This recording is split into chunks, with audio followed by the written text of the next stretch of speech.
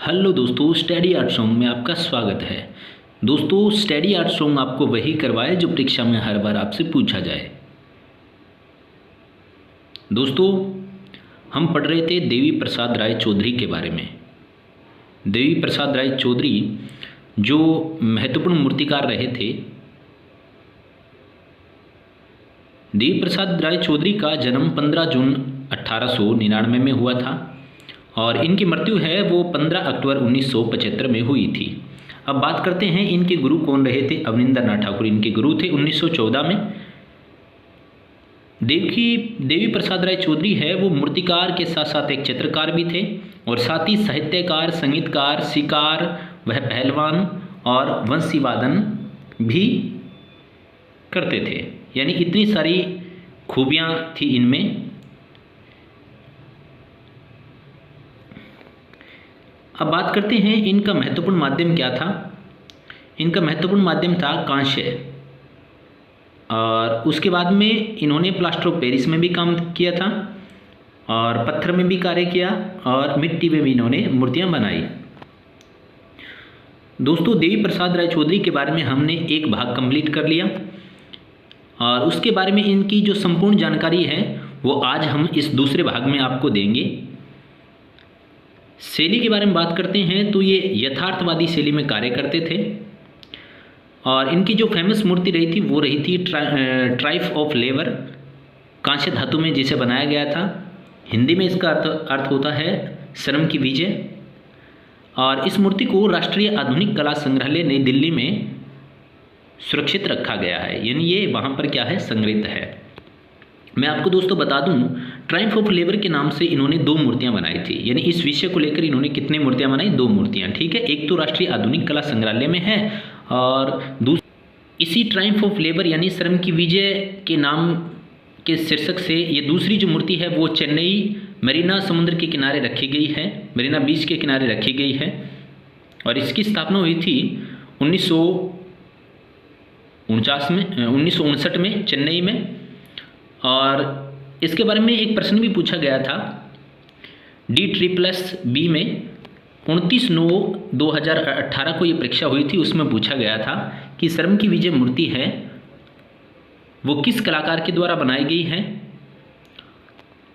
तो देवी प्रसाद राय चौधरी के द्वारा बनाई गई है और यहाँ पर यानी चेन्नई समुद्र जो किनारा है, मरीना समुद्र किनारा, वहाँ पर देश का प्रथम श्रमिक दिवस मनाया गया था। ठीक है, तो देश का प्रथम श्रमिक दिवस मनाया गया था, उस स्थान पर रखी गई थी श्रम की विजय मूर्ति।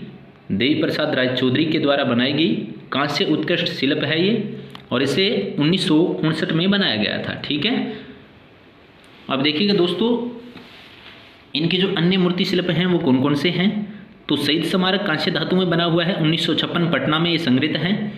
और उसके बाद में स्वतंत्रता स्मारक कांस्य धातु में बना हुआ है और उसके बाद बनाया था इन्होंने महात्मा गांधी 1956 ईस्वी कांस्य धातु में बना हुआ है। ठीक है, और ये एक महत्वपूर्ण चित्रकार भी रहे थे, लेकिन प्रसिद्धि इनकी क्या थी, मूर्तिकला के क्षेत्र में थी। ठीक है, तो वैसे ये मूर्तिकार कहे जाते हैं, लेकिन इन्होंने चित्रकला की भी शिक्षा ली थी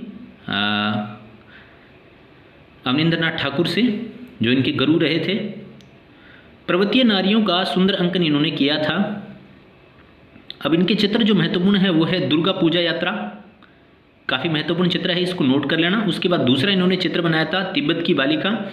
उसके बाद तीसरा इनको चित्र बनाया था भूटिया औरत और अगला चित्र है नेपाली लड़की और अगला है लेप्चा कुमारी और उसके बाद कोतूहल और उसके बाद कमल सरोवर। आपको मैं बता दूं, जो परीक्षा में पूछा जाता है, हो सकता है और भी पूछ ले, लेकिन जो महत्वपूर्ण है वो मैं आपको बता दूं। एक तो पूछा जाता है लेप्चा कुमारी और एक पूछा जाता है भूटिया औरत और एक पूछा जाता है तिब्बती बालिका और दुर्गा पूजा यात्रा। ठीक है, तो बढ़िया से निशान लगा लेना इन पे। अब बात करते हैं इनके मूर्तियों की क्या कुछ विशेषता रही, यानी किससे प्रेरणा लेकर इन्होंने मूर्तियों का निर्माण किया। तो बात करते हैं, देखिएगा, संघर्षपूर्ण जीवन तथा मजदूर वर्ग ने कला को प्रेरित किया। यानी इनकी कला है वो किससे प्रेरित होकर इन्होंने कलाकृतियों का निर्माण किया था, मूर्तियां बनाई थी।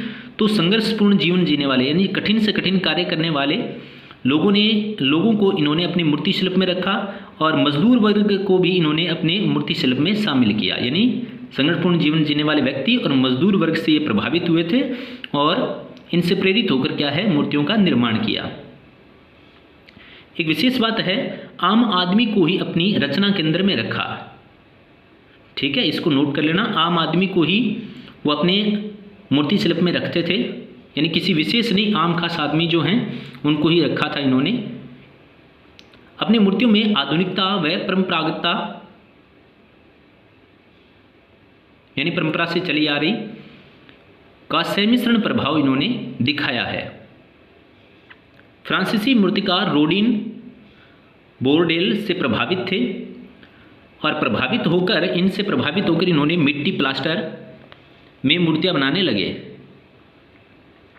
तो इन्होंने मिट्टी व प्लास्टर में किससे प्रभावित होकर मूर्तियां बनाई थी, तो आपको बताना है रोडिन बोर्डेल से प्रभावित होकर। ठीक है, ये जो रोडिन बोर्डेल है वो फ्रांसीसी मूर्तिकार थे और इनके प्रमुख चित्र के बारे में बात करते हैं। तूफान के बाद देखिएगा, महत्वपूर्ण चित्र भी और हैं इनके।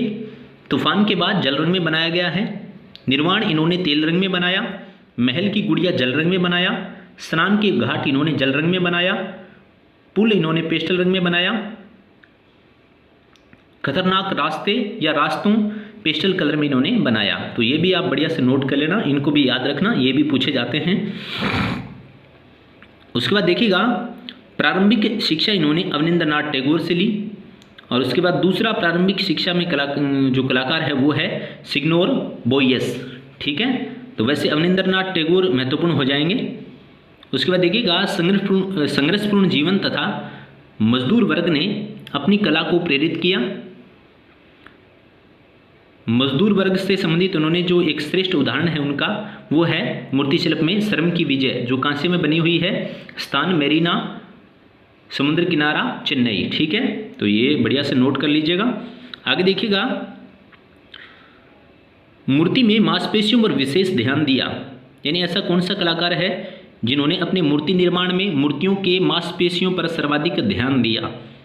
मांसपेशियां सर्वाधिक उनकी मूर्ति शिल्पों में दिखाई देती है, तो वो है देवी प्रसाद राय चौधरी। ठीक है, यथार्थ व वास्तविक स्वरूप का अंकन ही आपको प्रिय रहा। उसके बाद में इनके आम कदम मूर्ति शिल्पों में गति, ऊर्जा एवं भाव का अद्भुत समावेश दिखाई देता है। तो दोस्तों, इस प्रकार हमने आपको देवी प्रसाद राय चौधरी के बारे में संपूर्ण जानकारी है वो इस भाग में दे दी है। दोस्तों, अगर हमारे द्वारा दी गई जानकारी आपको अच्छी लग रही है, आपके अध्ययन में काफ़ी सहायता दे रही है, तो हमारे चैनल को सब्सक्राइब करो, वीडियो को लाइक करो और कमेंट करके बताओ कि आपको वीडियो कैसा लग रहा। धन्यवाद दोस्तों वीडियो देखने के लिए। जय हिंद, जय भारत।